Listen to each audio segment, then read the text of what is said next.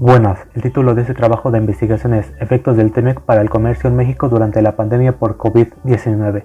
La hipótesis por demostrar es que el TEMEC ayudó a la recuperación comercial en México durante la pandemia del COVID-19. Nuestro objetivo es analizar los efectos económicos del TEMEC desde su implementación en México mediante una proyección del año 2020 al 2026. Las palabras clave que nos ayudarán a comprender mejor esta investigación son tratados comerciales, balanza comercial, crisis, comercio, regresión lineal múltiple e integración regional.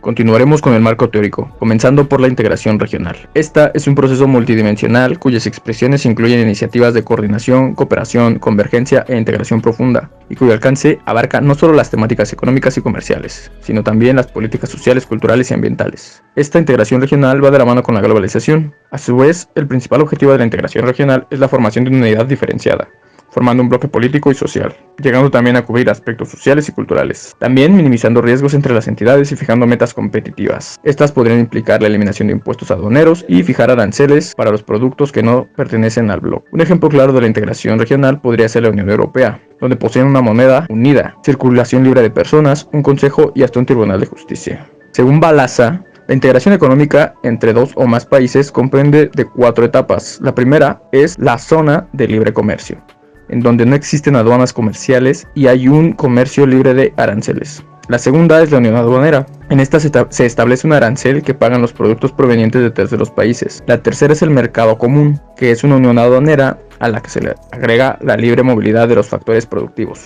el cual son el capital y el trabajo, a la existente movilidad de los bienes y servicios. Y el cuarto es la unión económica, que consiste en la adopción de una moneda y política monetaria única.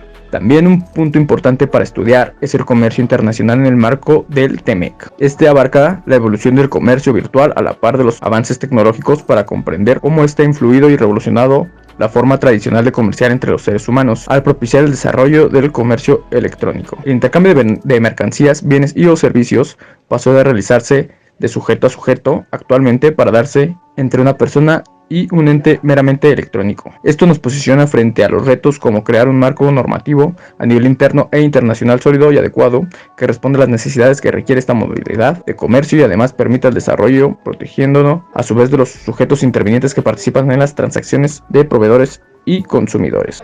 Así entonces, con el fin de lograr hacer una proyección con las variables ya presentadas, tomamos como herramienta los modelos econométricos, los cuales son una representación simplificada de la relación entre dos o más variables, y su utilización nos permite hacer estimaciones acerca del efecto de una variable sobre otra, o bien hacer predicciones acerca del valor futuro de las variables. De esta manera podemos definir como un modelo de regresión simple a un modelo matemático que busca determinar la relación entre una variable dependiente y con respecto a otras variables llamadas independientes x.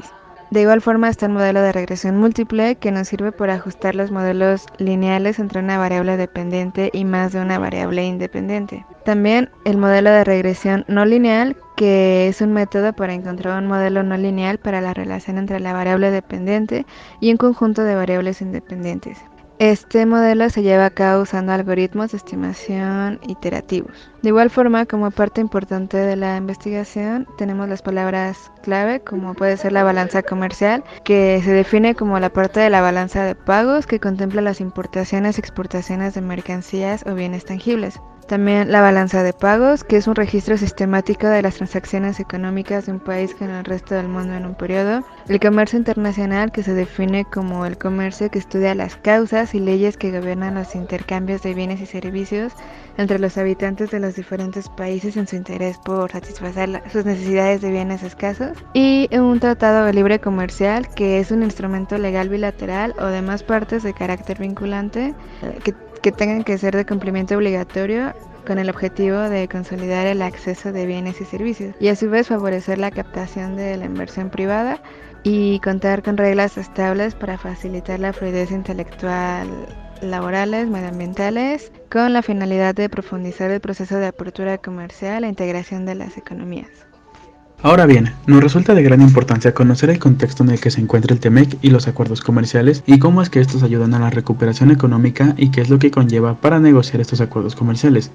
Para esto se hizo una revisión de literatura, la cual nos ayuda a saber cómo los acuerdos comerciales ayudan a esta recuperación y con base en trabajos de otros autores cómo es que se logra hacer esto. Ahora, primero, según un informe de la UNAM, lo que hace es un análisis numérico con un modelo macroeconométrico de la economía mexicana que genera dos escenarios macroeconómicos, el inercial y pesimista.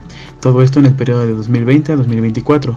Y este artículo se destaca primero por partir del análisis prospectivo de escenarios. El escenario inercial arroja un crecimiento medio del PIB y del empleo, mientras que el escenario pesimista no tanto, respectivamente, los cuales están sujetos al comportamiento de las variables económicas durante la evolución pandemia, la cual podría orillar al país a la peor crisis de la historia. Y para considerar un escenario optimista se necesitaría de un verdadero cambio de políticas y del discurso oficial para recuperar aspectos fundamentales de la reforma energética y atender los enormes desafíos que están presentando la criminalidad y los aspectos fiscales sobre el crecimiento económico. Ahora bien, de acuerdo con otro autor, las relaciones comerciales han contribuido desde el principio de los tiempos al crecimiento de las economías. Asimismo, los países en desarrollo han buscado crear lazos comerciales con otras naciones en el ambiente internacional para beneficiarse justamente de todos estos recursos económicamente, llevando a cabo la celebración de importantes tratados comerciales. Y con base en la Secretaría de Agricultura, nos dice que un tratado comercial o de comercio es un acuerdo que establecen dos o más países bajo el amparo del derecho internacional y con el objetivo de mejorar sus relaciones en términos económicos y de intercambio comercial. Y nos dice que cuando son tratados de libre comercio, es decir TLC, se establecen reglas para realizar el intercambio de productos y de servicios eliminando los obstáculos en las importaciones y las exportaciones, ya sean así los aranceles. Ahora, según un reporte de la OIT, dice que ante situaciones post-conflicto, el empleo juega un factor determinante en cuanto a lograr la estabilidad económica y desarrollo socioeconómico en un corto plazo, ya que proporciona a las comunidades medios necesarios para la subsistencia y la recuperación económica. Esto se hace gracias a la implementación de reformas económicas y sociales en cuanto a tratados. En este caso, el TEMEC ayudará con la creación de puestos de trabajo, lo cual significa una ayuda para empezar a restablecer la economía después de la crisis provocada por la pandemia. Por último, según De la Mora, analiza la importancia que tendrán los acuerdos comerciales en la recuperación de México tras la pandemia por COVID-19. Dice que estos acuerdos ofrecerán ventajas en logística y brindarán confianza para que pueda haber inversión en México cuando termine la emergencia sanitaria. El TEMEC es uno de los tratados que aportarán más ventajas competitivas al país para que empresas extranjeras se instalen en México. A su vez, con el TEMEC se prevé un crecimiento en cuanto a materias primas de vehículos. Capítulo 2, titulado Contexto económico de la situación económica de México en el periodo 2012-2020. En este apartado se analizarán las variables económicas como la balanza comercial, la inflación, el PIB, el tipo de cambio, el tipo de interés, con el fin de estudiar la situación económica en los años anteriores de la pandemia y la entrada en vigor del TEMEC, y así poder entender el panorama más amplio y las perspectivas acerca de estas variables. El PIB, como primera variable a analizar, para el 2012 tiene un crecimiento de 3.6%. Para el 2013 al 2018 tiene un crecimiento promedio de 2.6%. Sin embargo, durante el 2019 México refleja en términos negativos su tasa de crecimiento con menos 0.1%. En el 2020 tuvo el mayor decremento con menos 8.2%. La siguiente variable a analizar sería la balanza comercial. Para el 2012 tiene un saldo de 18.331 miles de dólares. El déficit mayor registrado del periodo analizado se encuentra en el 2015, con un saldo de menos 14.697.765 miles de dólares. Durante el 2013 al 2018 se mantuvo con un déficit comercial. Sin embargo, para el 2019 tuvo un incremento con un valor de 5.362.106 miles de dólares y para el 2020 su saldo terminó con 34.013.482 miles de dólares. La tasa de inflación en México durante el 2012 al 2020 tuvo un promedio de 3.9%. En el 2015 se presenta el índice más bajo de la tasa de inflación con 2.7% y en el 2017 fue su mayor valor con 6%.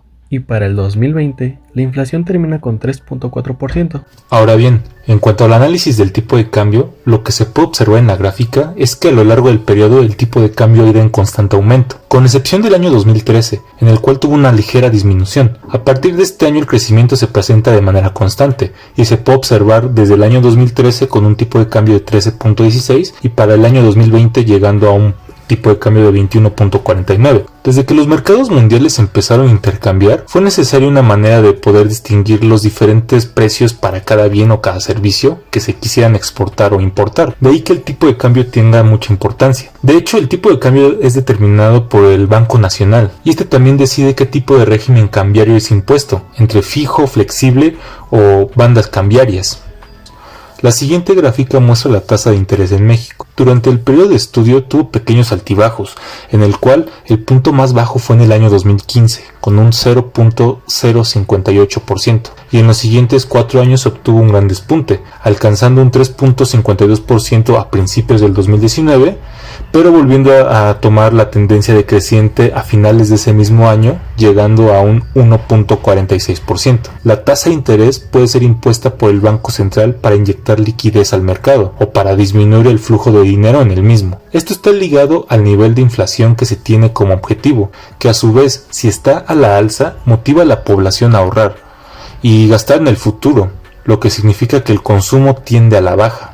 Y en nuestro último apartado se plantea hacer una proyección a futuro de 5 años y poder ver el comportamiento de nuestras variables económicas. Realizamos una regresión lineal con multivariable en el programa RStudio. Tomamos como referencia datos del PIB, sin incluir las exportaciones e importaciones. También tomamos la inflación y la balanza comercial del año 2012 al 2020. Fijamos la balanza comercial como nuestra variable dependiente con respecto a nuestras dos variables de estudio. Para fijar un punto de referencia o una base, promediamos el valor de cada variable entre el año 2012 y 2020 y de ahí partir para un posible supuesto en años posteriores. Corriendo los datos en el programa, nos arrojó una R cuadrada de 0.111 y una R cuadrada ajustada de menos 0.1854, lo cual nos permite descartar este modelo y reajustar los valores y variables a estudiar. Por el momento seguiremos trabajando en el modelo para obtener un grado más alto de confiabilidad y poder tener mayor veracidad en las proyecciones.